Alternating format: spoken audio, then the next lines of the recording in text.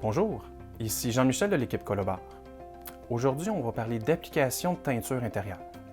Il y a 3 grandes étapes à savoir: la préparation, l'application et la finition. La première étape, c'est la préparation, donc le sablage. C'est l'étape primordiale pour de bons résultats. Il faut savoir que tout type de bois doit être sablé avant d'être teint. Pourquoi doit-on sabler? On doit sabler en premier lieu car la teinture doit pénétrer dans le grain du bois. Le sablage va nous permettre d'ouvrir et de fermer notre grain de bois pour en déterminer le taux d'absorption, d'aller chercher une uniformité au niveau des résultats, donc d'éviter les petits risques de plaquage, soit causés par l'essence ou les produits utilisés, et d'ajuster notre intensité. Ce qu'il faut comprendre, c'est que plus nous allons utiliser un papier sablé à gros grains, plus nous allons ouvrir le pore de bois, plus nous allons faire pénétrer la teinture pour nous donner un résultat plus foncé et plus pigmenté. On va utiliser en moyenne les grains numéro 80 à 150. On a produit un petit exemple. Donc, pour les mêmes essences de bois, pour la même teinture, on a utilisé ici un grain numéro 80, ici 100, ici 120.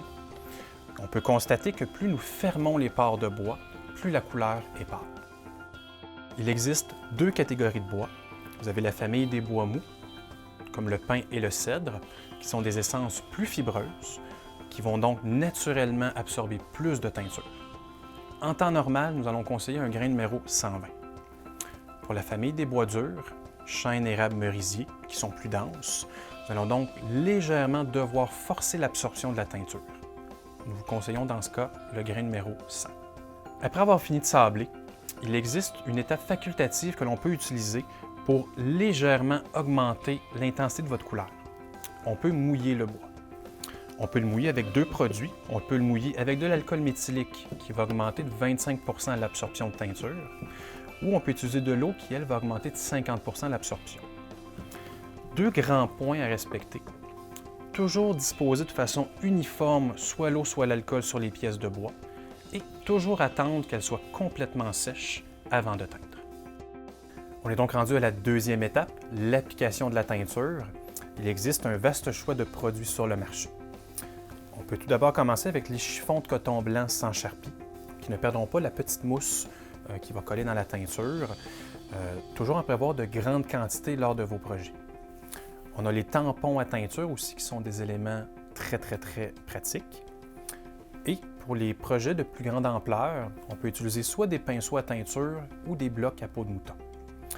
Ce qu'il faut comprendre, c'est que dans tous ces cas, tout l'excédent de teinture qui va se retrouver sur les surfaces doivent être retirés avec un chiffon de coton blanc sans charpie et toujours dans le sens du grain du bois. Avant de commencer, on réalise toujours un petit test. C'est une étape qui est très importante. C'est elle qui va déterminer si la couleur et l'intensité de votre teinture vous conviennent.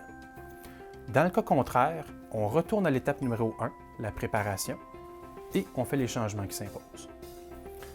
Lorsqu'on est prêt à teindre, la technique de pose la plus répandue est au chiffon de coton.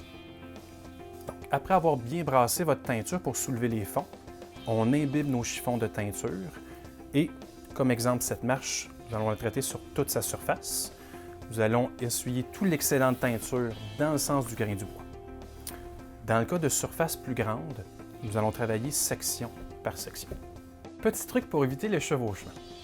Appliquez une couche généreuse de teinture sur la surface pour ralentir le temps de séchage et vous donner plus de temps pour retirer l'excédent de teinture pour un résultat plus uniforme, sans bavure ni chevauchement. On est donc rendu à la 3e étape, la finition. Il est très important de bien laisser sécher votre teinture pour éviter une décoloration lors de l'application de votre vernis et donc un résultat non uniforme. Il existe plusieurs types de vernis. Vous avez les vernis latex, les vernis hybrides et les vernis de type polyuréthane. Tous les vernis de type latex et hybride sont des vernis à séchage rapide, dégageant peu d'odeur et qui vont garder leur transparent avec le temps. Les vernis de type polyuréthane, quant à eux, imprégneront d'un léger effet jaunissant avec le temps, surtout causé par l'ensoleillement et l'humidité.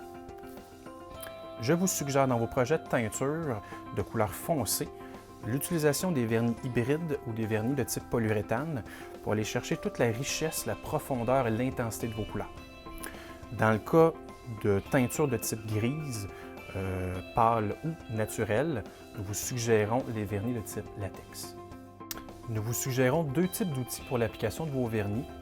Pour les petites surfaces, un bon pinceau de polyester nylon, ou pour les plus grands projets, des tampons d'application spécialement prévus à cet effet.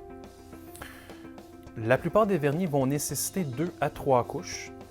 Un léger sablage au 320 ou 400 de façon manuelle va être requis entre chacune de ces couches, pour enlever les petites imperfections ou les petites bulles qui auraient pu s'y glisser. Technique de pro. Pour un résultat optimal, toujours appliquer une couche généreuse de vernis pour que celui-ci puisse s'auto-niveler naturellement. Éviter les va-et-vient inutiles sur la surface et déposer le vernis sur la surface plutôt que de l'étirer. Donc, voici un résumé de l'application de teinture sur bois intérieur. Si vous avez de plus amples questions, je vous encourage à venir nous voir en magasin chez Colobar ou à communiquer avec notre service à la clientèle. Il nous fera un plaisir de répondre à vos questions.